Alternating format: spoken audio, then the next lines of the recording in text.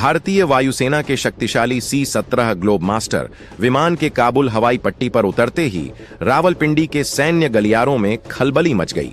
पाकिस्तानी हवाई क्षेत्र की परवाह न करते हुए हिंदुस्तान ने अफगानिस्तान के भीतर अपने गुप्त लक्ष्य को सफलतापूर्वक अंजाम दे दिया, जिसका वहां के वर्तमान शासकों ने भव्य स्वागत किया। इस्लामाबाद की तमाम साजिशें नाकाम हो गईं और बीजिंग की अरबों रुपयों की बुनियादी ढांचा परियोजना भी धरी की धरी रह गई, क्योंकि नई दिल्ली ने अफगान नागरिकों का अटूट विश्वास अर्जित कर लिया है। डूरंड सीमा पर तनाव के बीच तालिबान ने भारत को अपना सबसे विश्वसनीय मित्र बताया और कश्मीर के मसले पर पाकिस्तान को पूरी तरह नजरअंदाज कर दिया। जब हामिद करजई अंतर्राष्ट्रीय हवाई अड्डे पर भारत के इस विशालकाय विमान के पहिए थमे, तो उसकी गूंज केवल काबुल तक सीमित नहीं रही, बल्कि सैकड़ों मील दूर स्थित पाकिस्तानी संसद और सेना मुख्यालय के होश उड्डे गए। यह कोई सामान्य उड्डयन नहीं थी और न ही इसमें केवल मानवीय सहायता सामग्री लदी थी, बल्कि इसके भीतर भारत का वह कूटनीतिक अचूक अस्त्र मौजूद था जिसने बिना शस्त्र उठाए पड्डीडीडहौसी देश के 2 दशकों के षड्यंत्र को ध्वस्त कर दिया।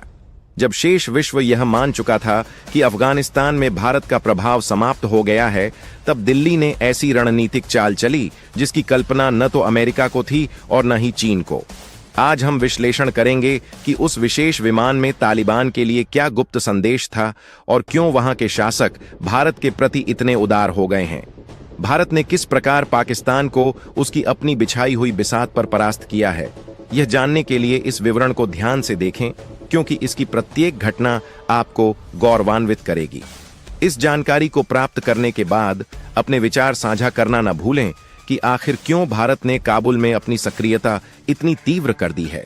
वह कौन सा समझौता है जिसने पाकिस्तान के शासकों की रातों की नींद छीन ली है, और क्या भारत अब अफगानिस्तान के माध्यम से अपने शत्रु को घेरने की योजना बना रहा है?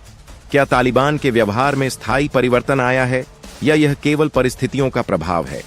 इन सभी जटिल प्रश्नों के उत्तर यहां उपलब्ध हैं। यदि वर्तमान परिवेश को देखें तो 2025 में पाकिस्तान अपनी ही कुनीतियों के कारण जर्जर हो चुका है और वह स्वयं को संभालने में भी अक्षम है। ऐसे संकटपूर्ण समय में जब अफगान जनता भुखमरी और चिकित्सा के अभाव से जूझ रही थी और दुनिया के धनी देश मदद के लिए शर्तें थोप रहे थे, तब भारत ने निस्वार्थ भाव से सहायता का हाथ बढ़ाया। भारत ने बिना किसी उपदेश के तुरंत भारी मात्रा में अनाज, जीवन रक्षक औषधियां और टीके काबुल भेजना आरंभ कर दिया। भारतीय विमान निरंतर वहां सहायता सामग्री पहुंचा रहे हैं, किंतु मुख्य कूटनीति इससे कहीं अधिक गहरी है। हाल ही में उतरा यह विमान केवल राहत लेकर नहीं आया था, बल्कि यह भारत के उस सशक्त कूटनीतिक अभियान का हिस्सा है जिसके तहत वहां के दूतावास को पुनः पूर्ण सक्रिय कर दिया गया है।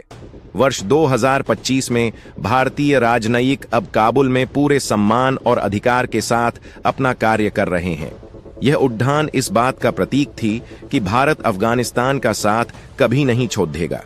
जब पाकिस्तान ने अफगान व्यापारियों के लिए मार्ग अवरुद्ध किया, तो भारत ने हवाई मार्ग का विकल्प प्रदान किया, और जब पड्डौसी ने मरीजों के लिए सीमाएं बंद कीं, तो भारत ने विशेष चिकित्सा वीजा की सुविधा दी। यह भारत की वह सांस्कृतिक और सॉफ्ट पावर है जिसके समक्ष सैन्य शक्ति भी नतमस्तक हो जाती है। नई दिल्ली ने खामोशी से वहां के निवासियों के हृदय में वह स्थान बना लिया है जिसे इस्लामाबाद आतंक के बल पर भी प्राप्त नहीं कर सका। पाकिस्तान के नीति निर्धारकों की चिंता का मुख्य कारण उनका सामरिक गहराई का वह पुराना सपना है जो अब टूट चुका है। वे चाहते थे कि अफगानिस्तान उनका एक अधीनस्थ राज्य बना रहे ताकि वे भारत के विरुद्ध अपनी पश्चिमी सीमा को सुरक्षित रख सकें, और इसके लिए उन्होंने अनेक उग्रवादी समूहों को संरक्षण दिया। किंतु इतिहास गवाह है कि पालतू विषैले जंतु अंततः पालने वाले को ही हानि पहुंचाते हैं, और आज डूरंड लाइन पर छिद्दी जंग इसका प्रमाण है। तालिबान अब उस सीमा रेखा को स्वीकार नहीं करता और पाकिस्तान वहां बमबारी कर रहा है, जबकि उसी समय भारत वहां आधारभूत संरचनाओं का निर्माण और खेलों को बढ़ावा दे रहा है। अफगान जनता स्पष्ट रूप से देख सकती है कि एक ओर से विनाश आ रहा है और दूसरी ओर से विकास एवं सहयोग। पाकिस्तान की सबसे बड़ी पराजय यह है कि जिसे वह अपना प्रभाव क्षेत्र मानता था, वहां के नेता अब भारतीय नेतृत्व के साथ बैठकर भविष्य की योजनाएं बना रहे हैं। यह भारतीय विदेश नीति की बहुत बड़ी विजय है कि शत्रु अपने ही बुने हुए जाल में फंस गया है। स्थिति तब और अधिक नाटकीय हो गई जब अक्टूबर 2025 में तालिबान के विदेश मंत्री की भारत के साथ उच्च स्तरीय वार्ता हुई। इस संवाद ने इस्लामाबाद में भूकंप ला दिया, क्योंकि कश्मीर के मुद्दे पर पाकिस्तान को जो उम्मीद थी वह पूरी तरह धराशायी हो गई। सूचनाओं के अनुसार इस वार्ता के बाद कश्मीर को भारत का अभिन्न हिस्सा स्वीकार किया गया, जो पाकिस्तान के लिए एक करारा कूटनीतिक प्रहार है। इसका अर्थ यह है कि अब पाकिस्तान कश्मीर के नाम पर अफगानिस्तान का समर्थन नहीं ले पाएगा। काबुल को यह समझ आ गया है कि यदि उन्हें प्रगति करनी है तो उन्हें पाकिस्तान के नजरिए को त्यागना होगा, क्योंकि स्वयं पाकिस्तान आर्थिक बदहाली के कगार पर है। भारत की बढ़ती अर्थव्यवस्था को देखते हुए तालिबान ने उगते सूरज को सलाम करना ही उचित समझा। भारत ने यह स्पष्ट कर दिया है कि उसका जुड़ाव वहां की जनता और संस्कृति से है, जिसमें किसी तीसरे पक्ष के हस्तक्षेप की आवश्यकता नहीं है।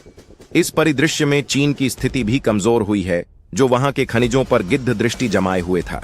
बीजिंग की कर्ज के जाल में फंसाने की नीति को अफगान अच्छी तरह समझ चुके हैं। भारत ने वहां के संसद भवन और बांधों का निर्माण करके यह सिद्ध कर दिया है कि वह शोषण नहीं बल्कि सहयोग में विश्वास रखता है। भारतीय निवेश और निस्वार्थ सेवा के कारण ही आज वहां भारतीयों का सम्मान होता है, जबकि चीनियों को संदेह की दृष्टि से देखा जाता है। चाणक्य की नीतियों पर चलते हुए भारत ने बिना युद्ध किए चीन को रणनीतिक .dh से बाहर कर दिया है। चाबहार बंदरगाह के माध्यम से भारत अब अफगानिस्तान को समुद्र तक सीधी पहुंच दे रहा है, जिससे पाकिस्तान का मार्ग अवरुद्ध करने का डर समाप्त हो गया है। ये केवल एक शुरुआत है, क्योंकि आने वाले समय में दोनों देशों के बीच हवाई और व्यापारिक संबंध और प्रगाढ़ होंगे। भारत की तकनीकी टीमें काबुल में मौजूद हैं, जो यह सुनिश्चित कर रही हैं कि सहयोग का सही उपयोग हो। सुरक्षा के दृष्टिकोण से भी यह बहुत सुखद है, क्योंकि काबुल का साथ मिलने से कश्मीर में घुसपैठ और आतंकवाद पर लगाम लगेगी।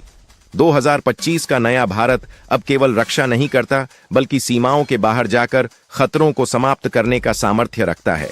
अफगानिस्तान के पर्वतों में अब परिवर्तन की बयार चल रही है और भारत ने यह प्रमाणित कर दिया है कि सद्भावना और सहायता से भी विश्व को जीता जा सकता है। तो दोस्तों, अगर आपको यह वीडियो पसंद आई हो तो वीडियो को लाइक और कमेंट में भारत माता की जय जरूर लिखें। जय हिंद।